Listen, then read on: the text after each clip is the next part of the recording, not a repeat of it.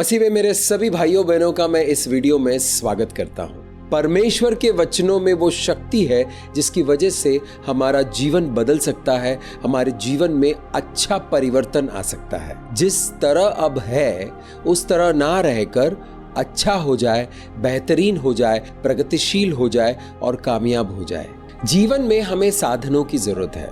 कभी कभी साधन आर्थिक होता है, कभी कभी आत्मिक होता है, भावनात्मक होता है, मनोवैज्ञानिक होता है, विचारों का होता है। ऐसा नहीं कि हमें हर वक्त पैसा ही चाहिए। पैसे की जरूरत होती है। पैसा क्यों चाहिए? क्योंकि इसके बदले में हम पैसा देंगे। हमें किताब खरीदनी है तो उसके बदले में हमें पैसा देना है। लेकिन अगर मन में शांति चाहिए तो मैं पैसा देकर मन की शांति खरीद नहीं सकता हूँ। अगर मेरे विचार मुझे बदलने हैं तो पैसा देकर मैं विचारों को नहीं बदल सकता हूँ। मुझे दुख हो रहा है तो मैं किसी को पैसा देकर अपना दुख दूर नहीं कर सकता हूँ। अच्छे विचारों की जरूरत पड़ती है, भावनाओं में शक्ति की जरूरत पड़ती है। घर बनाने के लिए हमें प्रॉपर्टी की जरूरत पड़ती है, ऑफिस सेटअप करने के लिए हमें प्रॉपर्टी की जरूरत पड़ती है। तो हमारे जीवन में भिन्न भिन्न प्रकार के बहुत सारी जरूरतें हैं और इन सभी जरूरतों में साधनों की आवश्यकता है। और हमारा परमेश्वर का नाम है याहवे यायरे, यहोवा जायरा। ये नाम का मतलब है कि हमारा परमेश्वर हमें साधन देगा। एक इंसान इस दुनिया में पैदा होता है, छोटा बच्चा होता है तो माँ बाप उसकी ज़रूरतों को पूरा करते हैं। फिर बच्चा थोड़ा बड़ा हो जाता है तो अपनी ज़रूरतों के लिए वो खुद काम करता है, अपने परिवारों की ज़रूरतों को पूरा करता है। लेकिन इन सभी ज़रूरतों को पूरा करने की जिम्मेवारी किसकी है? कौन देता है हमें साधन? हमें साधन याहवे यायरे यानी हमारा परमेश्वर देता है, यहोवा परमेश्वर देता है। आपको एक सड़क पार करना है और उस सड़क में बहुत सारा ट्रैफिक है और आप कोशिश करते हो पार करने की, फिर रुक जाते हो, फिर आप कोशिश करते हो, फिर रुक जाते हो, फिर इधर उधर देखते हो, फिर जाने की कोशिश करते हो, फिर गाड़ियां आती है। फिर अचानक हम देखते हैं कि एक गाड़ी जो है वो क्रॉस लग गई। अब जो आने वाली गाड़ी है वो रुक गई। आप देखते हो कि एक छोटा सा आपको समय मिला है जहां पर गाड़ियां नहीं आ रही है, आप आराम से क्रॉस कर लिए, आपने सड़क पार कर लिया और फिर से ट्रैफिक जो है वो शुरू हो गई। वो जो गाड़ी क्रॉस लग गया वो परमेश्वर का साधन है आपके लिए, क्योंकि आप रोड क्रॉस करना चाह रहे थे, आप रोड क्रॉस नहीं कर पा रहे थे। परमेश्वर ने क्या किया? एक गाड़ी को क्रॉस लगवा दिया ताकि आप सड़क पार कर सकते हो। क्या आपके जीवन में ऐसा हुआ है? मेरे जीवन में ऐसा सैकड़ों बार हुआ है। ये होता है, हम लोग उसको देख नहीं पाते हैं क्योंकि हम लोग बिजी रहते हैं, हम लोग घाई घाई में रहते हैं, हम लोग इधर उधर देखते हैं, हमें परमेश्वर के साधन दिखाई नहीं देते। एक दिन मैं सुबह अपने किचन में ब्रेकफास्ट बना रहा था, ऑमलेट बना रहा था और जो पलटा होता है, ऑमलेट को पलटने का जो पलटा होता है वो दिखाई नहीं दे रहा और मैं पूरे किचन में ढूंढ रहा हूँ। मतलब प्रभु पलटा कहाँ गया? दिखाई नहीं दे रहा। पवित्र आत्मा जी मुझे वो पलटा दिखा दीजिए, कहाँ है? और सामने पड़ा हुआ। मैं पूरा किचन ढूंढ लिया लेकिन दिखाई नहीं दिया। परमेश्वर जब आपकी आंखों को खोलता है तो आपको परमेश्वर के साधन सामने दिखाई देंगे। अगर हमें अपने जीवन में साधन नहीं मिलते हैं तो हमारा जीवन जो है वो बड़ा फ्रस्ट्रेटिंग हो जाता है, बड़े परेशानियों वाला हो जाता है। चिंता होने लगती है कि साधन क्यों नहीं मिल रहा है, कैसे हमें ये साधन मिलेगा। एक ऐसा बिजनेस शुरू करना है जिससे मुनाफा हो, जिससे फायदा हो और जिसके जरिए परमेश्वर की महिमा हो। अब हम सोच रहे हैं, आइडिया ढूंढ रहे हैं, ये कर ले क्या, वो कर ले क्या, ऐसा कर ले क्या, वैसा कर ले क्या। ये बिजनेस करने के लिए इतने फंड की जरूरत पड़ेगी, वो बिजनेस करने के लिए इस तरह का एक स्ट्रक्चर, इस तरह की एक बिल्डिंग लगेगी, इस तरह की एक दुकान लगेगी, इस तरह का कुछ होगा। तो हमारी ज़रूरतें अब सामने आ गई है क्योंकि कुछ पैसे आ गए, हमें एक बिजनेस शुरू करना है। और अगर हमें सही मार्गदर्शन नहीं मिला, सही ज्ञान, सही समझ और सही बुद्धि नहीं मिली तो हम गलत जगहों पर पैसा लगाकर अपना समय, अपना जीवन का निवेश करके पैसे का, उस जीवन का, उस समय का नाश कर सकते हैं। तो हमें परमेश्वर के साधनों की जरूरत है। परमेश्वर ज्ञान देता है, बुद्धि देता है, समझदारी देता है, कहां कहां ढूंढना है वो भी बताते हैं। एक वीडियो है जिसको मैंने पोस्ट किया है इस चैनल पर, मार्गदर्शन, किस तरह परमेश्वर मार्गदर्शन करता है। मार्गदर्शन भी एक साधन है। अगर सही मार्गदर्शन नहीं हुआ, वो सही साधन नहीं मिले, तो हम लोग कहीं भटक सकते हैं। एक पिताजी हैं, घर के पापा हैं, उनकी जद्दोजहद जो है वो अपने बच्चों की भूख मिटाने की है, अपने बीवी बच्चों की भूख मिटाने की है। तो वो लगातार कोशिश करते रहते हैं, काम करते रहते हैं ताकि टेबल पर खाना हो, बच्चों के पेट में खाना जाए। कपड़े चाहिए, पढ़ाई करवानी है, पढ़ाई के पैसे चाहिए, फीस भरना है स्कूल के। अचानक एक बहुत ही इंपॉर्टेंट मीटिंग आ गया और जो कपड़े हैं वो थोड़ा पुराना हो गया है और इस मीटिंग में कुछ अच्छे कपड़े पहन के जाना है। तो एक नई ज़रूरत आ गई है। पैसा इतना ज़्यादा है नहीं, लेकिन हो सकता है कि किसी से मांग ले, तो हो सकता है कि रास्ते में ही एक अच्छा सा शर्ट खरीद कर पहुँच जाओ मीटिंग में ताकि इम्प्रेशन बना रहे। वो भी एक ज़रूरत है। अब अलग अलग जरूरतों के लिए अलग अलग साधनों की आवश्यकता है। एक बच्चे ने खूब पढ़ाई करी, खूब अच्छे से एग्जाम दिया, कुछ पेपर अच्छे गए, कुछ पेपर थोड़ा सा सख्त गए। जब रिजल्ट आया तो नंबर अच्छे नहीं है, तो मायूस हो गया बच्चा। अब उसकी जरूरत ये है कि कोई उसकी मायूसी दूर करे। तो मायूसी दूर करना भी एक साधन है। किसी की शादी टूट गई, तलाक हो गया, अकेले हो गए, परेशान है, पता नहीं चल रहा है कि क्यों जिंदगी ने इस तरह का मोड़ ले लिया, क्यों वो सारी चीजें हो गई जो नहीं होना चाहिए था। दिल टूटा हुआ है, मन उदास है और प्रोत्साहन की जरूरत है, आशा की जरूरत है, रोशनी की जरूरत है, जीवन देने वाली बातों की जरूरत है। ये जरूरत भी एक जरूरत है। परमेश्वर के पास आपके उस जरूरत को पूरा करने का भी साधन है। तो हमारे जीवन की जरूरतें चाहे कुछ भी हो, साधन देने वाला परमेश्वर साधन देता रहता है। किसी के पास बहुत सारा पैसा है, घर में प्यार करने वाले लोग भी हैं, लेकिन शरीर में बीमारी है, बीमारी से परेशान है, इलाज कर रहे हैं लेकिन कुछ फायदा नहीं हो रहा, बीमारी बढ़ रही है, शरीर खराब हो रहा है और ऐसा लग रहा है कि शायद मृत्यु हो जाएगी। ऐसे में उस इंसान को चंगाई की जरूरत है। उसकी जरूरत पैसा नहीं है, उसकी जरूरत प्रेम नहीं है, उसकी इस वक्त की जरूरत चंगाई है। इस चंगाई का भी सप्लाई करने वाला हमारा परमेश्वर है, यहोवा राफा। यहोवा राफा, परमेश्वर प्यार देने वाला परमेश्वर है। आपको प्यार से भर देंगे। घर में पैसा है, राशन है, एसी है, पंखा है, सारी चीजें, कपड़े लत्ते, सब कुछ है, शांति नहीं है। शांति की जरूरत है। तो हमारा परमेश्वर हमारी जरूरतों को पूरा करने वाला परमेश्वर है। हमारे जीवन के भिन्न भिन्न पहलू हैं, अलग अलग डिपार्टमेंट है और जीवन के उस अलग अलग डिपार्टमेंट में अलग अलग चीजों की जरूरत है। कोई बहुत डरा डरा सा रहता है, उसको डर खाए जा रहा है, हिम्मत नहीं है, बात करने की हिम्मत नहीं है, जीवन का मुकाबला करने की हिम्मत नहीं है, डर जाते हैं, भाग जाते हैं, छुप जाते हैं और देखते रहते हैं कि कौन आया, कौन आया, कौन आएगा मुझे बचाने के लिए। तो परमेश्वर कहता है कि मैं तुम्हें अपने शरण में लेने वाला परमेश्वर हूं। तुम्हारी जरूरत हिम्मत की है, तुम्हारी जरूरत शक्ति की है और मैं हिम्मत देने वाला परमेश्वर हूं, मैं शक्ति देने वाला परमेश्वर। आइए मैं आपको एक वचन की ओर लेकर चलता हूं। फिलिपियों की किताब अध्याय 4 वाक्य 19। आइए पढ़ते हैं। और मेरा परमेश्वर भी अपने उस धन के अनुसार जो महिमा सहित मसीह यीशु में है, तुम्हारी हर घटी को पूरी करेगा। आइए इस वचन को समझते हैं। कभी कभी आपको पैसों की जरूरत पड़ती है तो आप अपने दोस्तों से या रिश्तेदारों से पैसे मांगने जाते हैं। तो आपको 10,000 की जरूरत है और उनके पास सिर्फ 5,000 है। तो जिनके पास 5,000 ही है वो 10,000 कैसे दे सकते हैं? यहाँ ये वचन में परमेश्वर कहता है, प्रभु अपने उस धन से, किस धन से? जो मसीह यीशु के महिमा में है। मसीह यीशु में पूरा ब्रह्मांड है। हमारा पिता परमेश्वर पूरे ब्रह्मांड का परमेश्वर है।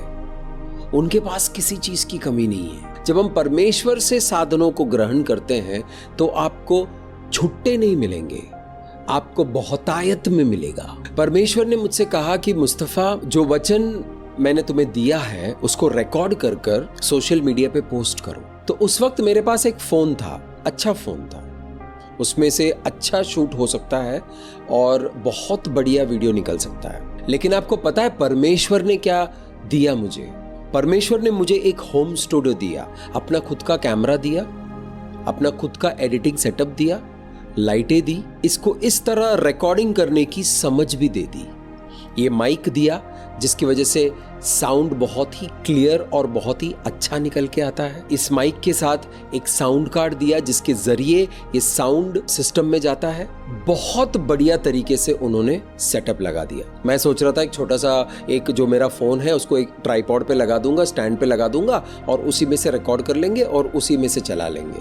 हमारी सोच कभी कभी बहुत छोटी होती है। हमारे मनस्थिति और परिस्थिति के मुताबिक हम चीजों को आंपते हैं, हम चीजों को समझते हैं। परमेश्वर कहता है कि मैं अपने उस धन से दूंगा जो यीशु मसीह के महिमा सहित है। हमारे परमेश्वर की महिमा, पिता परमेश्वर की महिमा, उस महिमा से जब आपको साधन आता है तो आपको बहुतायत में आता है, आपको जरूरत से ज्यादा आता है। आप इतना सोच रहे हो वो इतना दे देते हैं।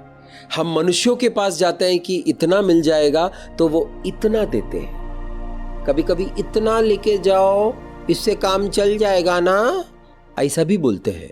तो जब हम इस दुनिया से मांगने जाते हैं, इस दुनिया से लेने जाते हैं तो हमें थोड़ा ही मिलता है। लेकिन मैं आपसे ये कहने के लिए आया हूं, साधनों को देने वाला परमेश्वर अपनी महिमा से निकालकर आपको देता है। उनकी महिमा अनंत है। उस अनलिमिटेड महिमा में से निकालकर आपको साधन देते हैं तो आपको किसी चीज की कमी नहीं होगी। लोगों पर निर्भर होना छोड़ दीजिए। ज्ञान के लिए, समझदारी के लिए, बुद्धि के लिए, रुपए पैसों के लिए, मेहरबानियों के लिए, शांति के लिए निर्भर रहिए परमेश्वर के ऊपर, क्योंकि वो साधनों को देने वाला परमेश्वर है। आपकी जरूरत चाहे कुछ भी हो, हमारा पिता परमेश्वर सब कुछ दे सकता है आपको अपनी महिमा में से, अपने धन्यता में से। वो धनवानों के धनवान है। सारा धन उन्हीं ने बनाया है। सोना चांदी हीरे जवाहरात उन्होंने इंसानों के पैरों के नीचे छोड़ा है। सोना चाहिए खोद के निकाल लो, हीरे चाहिए खोद के निकाल लो, चांदी चाहिए खोद के निकाल लो, तेल चाहिए, पेट्रोल चाहिए खोद के निकाल लो। सब मैंने तुम्हारे कदमों के नीचे रखा है। हमें सिर्फ सही नजर चाहिए कि प्रभु मेरा साधन कहाँ रखा है। मसीह में मेरा एक भाई है, थोड़े से कंफ्यूज थे और उन्होंने मुझे फोन किया कि मुझे पता नहीं भाई कि मैं इस तरह का स्ट्रगल क्यों कर रहा हूँ जीवन में। मैं जानना चाहता हूँ कि परमेश्वर का साधन कहाँ पर है। 1-1.5 घंटा हमने प्रार्थना किया और उनको उनके मसले का हल मिल गया। उनको वो साधन दिखाई दिया उस प्रार्थना के समय में। तो परमेश्वर साधनों को देने वाला परमेश्वर है। कभी कभी जो साधन है वो हमें दिखाई नहीं देता है, लेकिन अगर हम परमेश्वर के वचनों में आएंगे, परमेश्वर के हुजूरी में आएंगे, तो वो साधन हमें दिखना शुरू होगा। व्यवस्था विवरण की किताब पुराने नियम में है, अध्याय 29 वाक्य 5। आइए पढ़ते हैं। मैं तो तुमको जंगल में 40 वर्ष लिए फिरा और ना तुम्हारे तन पर वस्त्र पुराने हुए और ना तेरी जूतियां तेरे पैरों में पुरानी हुई। परमेश्वर उस वक्त की बात कर रहे थे जब इजरायली लोग परमेश्वर की आज्ञाओं का पालन नहीं करने की वजह से परमेश्वर ने उनको एक अच्छा स्थान दिया, लेकिन वो डर गए, उस स्थान में गए नहीं और 40 साल भटकते रहे बीहड़ों में। वहां पर परमेश्वर ने उनको भोजन दिया, पानी दिया, उनके कपड़े पुराने नहीं हो गए। 40 सालों में कपड़े पुराने कैसे नहीं हो सकते हैं? इधर अमूमन हम लोग शर्ट लेते हैं तो साल भर में वो घिस जाता है, अगर उसको पहनते रहे तो। पहनेंगे धोएंगे तो वो घिस जाएगा। 40 सालों तक। आइए फिर से पढ़ते हैं इसको, बहुत इंटरेस्टिंग है ये।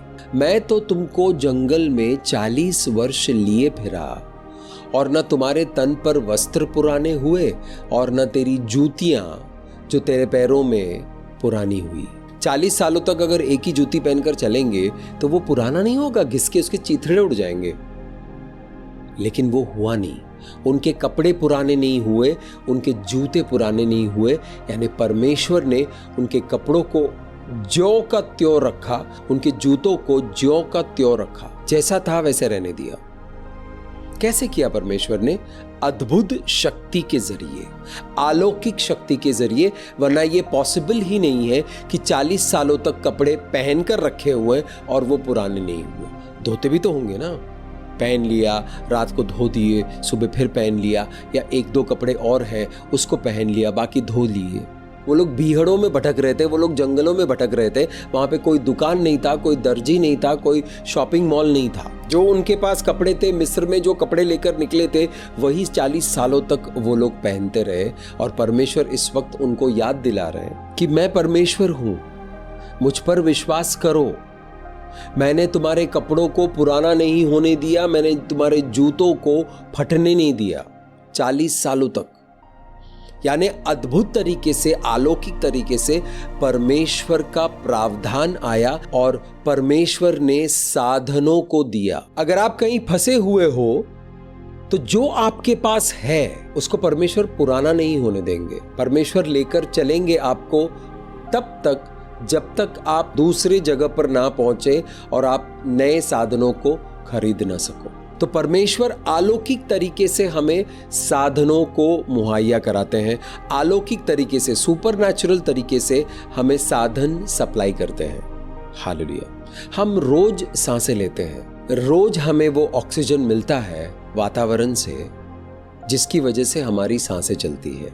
तो परमेश्वर साधन लगातार दे रहे हैं, पानी दे रहा है, हवा दे रहा है, बारिश देता रहता है। किसी को शांति चाहिए तो शांति देता है, किसी को धन की आवश्यकता है तो धन देता है। लेकिन क्या हम लोग परमेश्वर में कनेक्टेड हैं? जो परमेश्वर दे रहा है उसको लेने के लिए क्या हम तैयार हैं? एक बोतल है जिसका ढक्कन लगा हुआ है, उसको नल के नीचे 1 घंटा भी खड़े रहो पानी खोलकर, उस बोतल में पानी नहीं भरेगा। ढक्कन को खोल दिया तो कुछ सेकंड्स में वो पानी भर जाएगा। आप बंद करके, नल बंद करके आप जा सकते हो। तो हमें अपना ढक्कन खोलना है। जब हम परमेश्वर के वचनों को सुनते हैं तो हमारा ढक्कन खुलता है।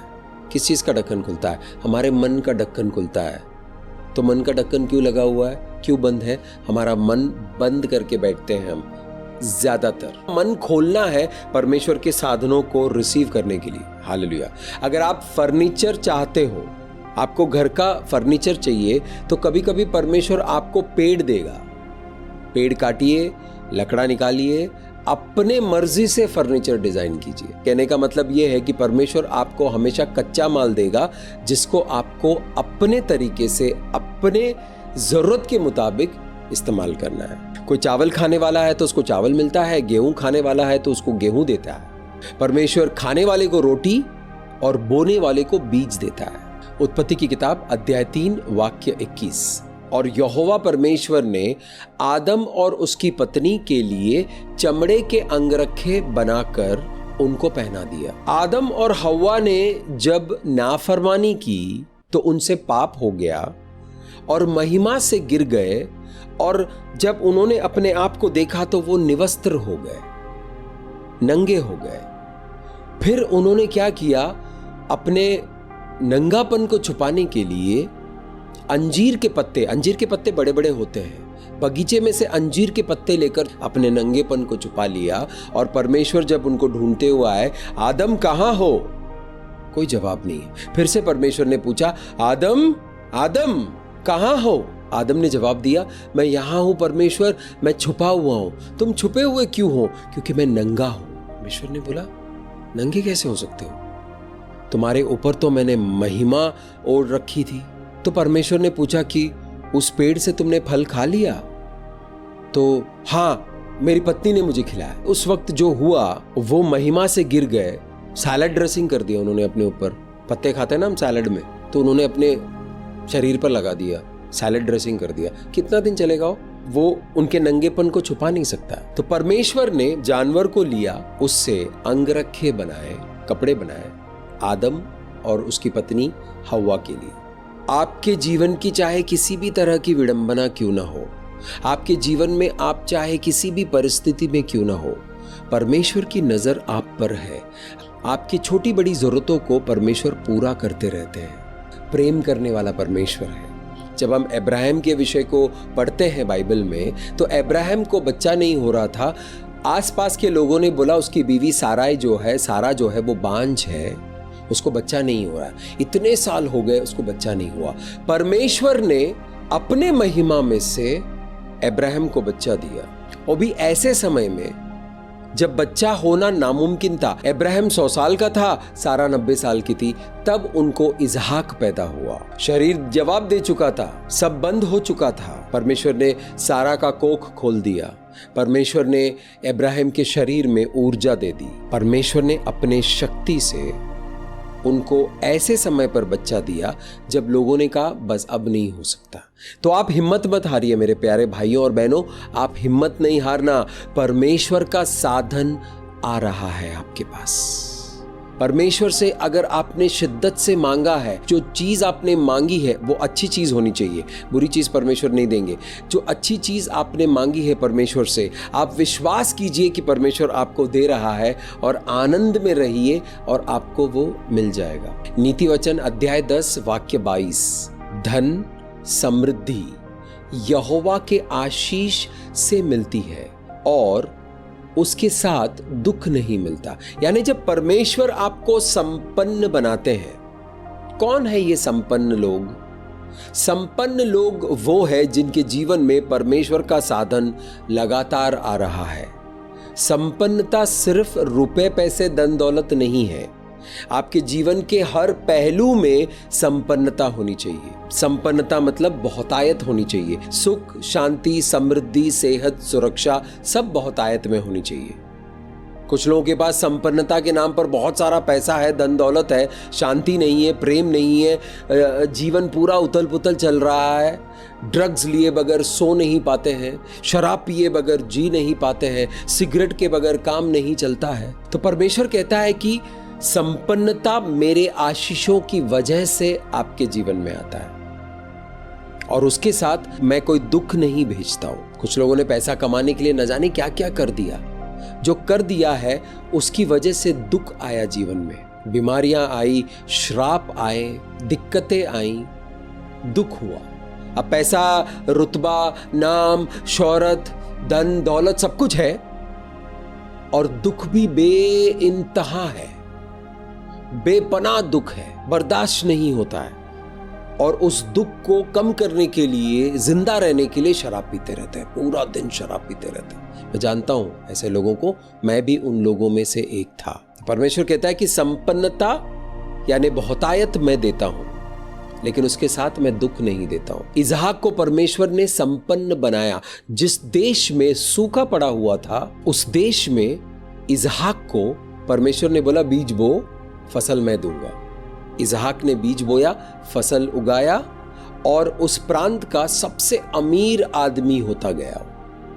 हर चीज में अमीरी थी। जब आप रूत की किताब को पढ़ेंगे, नयोमी नाम का जो किरदार है, उनका पति मर गया, उनके दोनों जवान बेटे मर गए, 2 बहुएं विधवा हो गई, खुद भी विधवा हो गई। एक बहू अपने मैके चली गई, एक बहू जो है रूत, वो कहने लगी कि अम्मी मैं तुम्हारे साथ चलूंगी। तो नयोमी और रूत वापस लौट कर आए इजराइल। ये नयोमी का जन्म स्थान था, रूत का नहीं। रूत एक अलग देश की लड़की थी, लेकिन वो नयोमी के साथ वापस आ गई। परमेश्वर ने क्या किया रूत के साथ? उस प्रांत का मुखिया, सबसे जिम्मेदार, सबसे अच्छे इंसान के साथ, सबसे धनवान इंसान के साथ रूत को ब्याह दिया। रूत की शादी हो गई बोआज के साथ। तो रूत के जीवन में जिन चीजों की जरूरत थी रूत को, वो परमेश्वर ने दिलाया, और रूत को और नयोमी को एक अच्छा जीवन दिया। एस्तर की कहानी देखेंगे तो एस्तर भूखी रहती थी, क्योंकि उनके पास खाने के लिए कुछ नहीं था।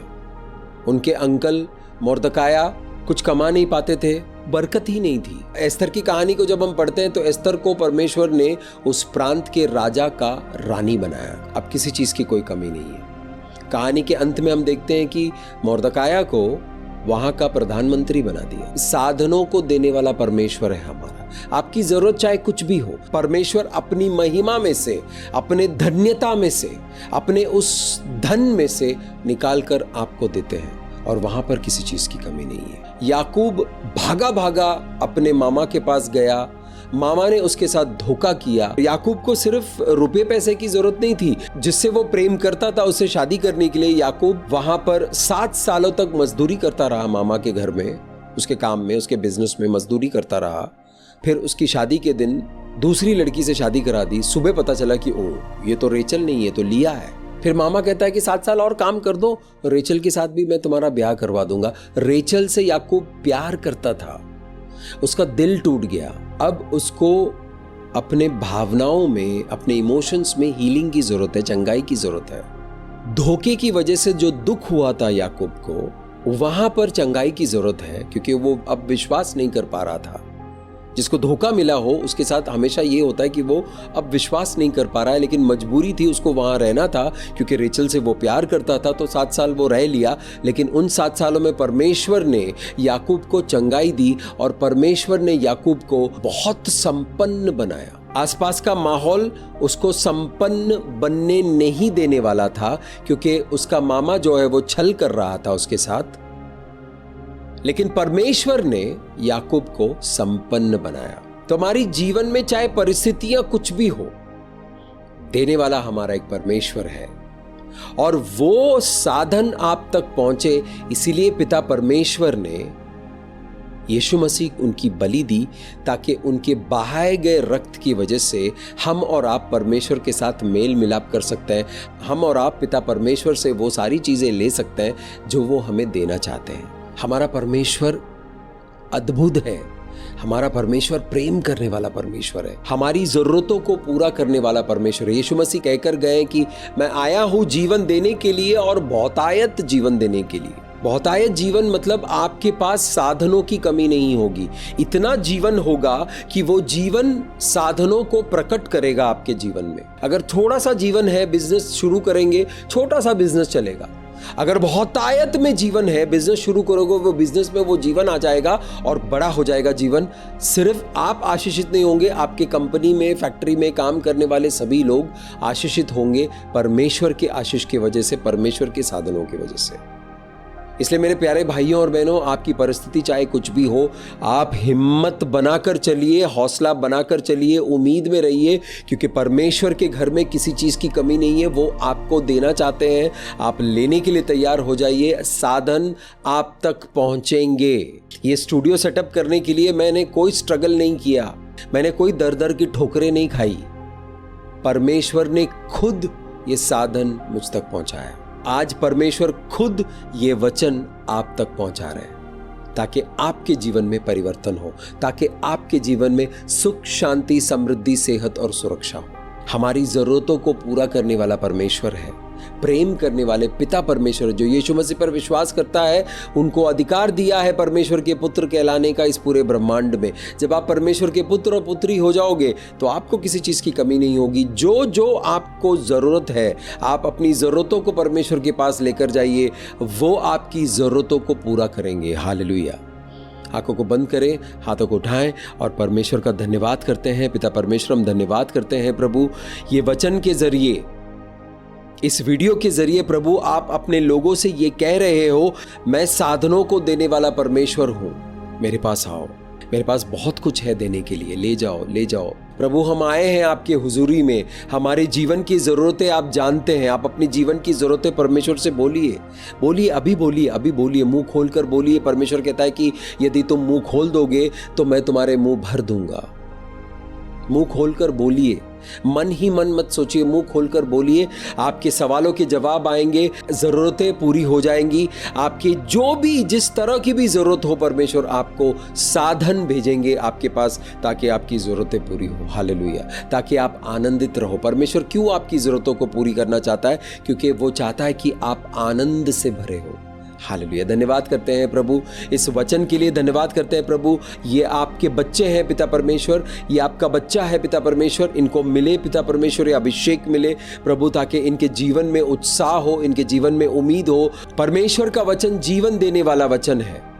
इस वक्त जीवन आपके तरफ आ रहा है, इसको ग्रहण करें, इसको ग्रहण करें।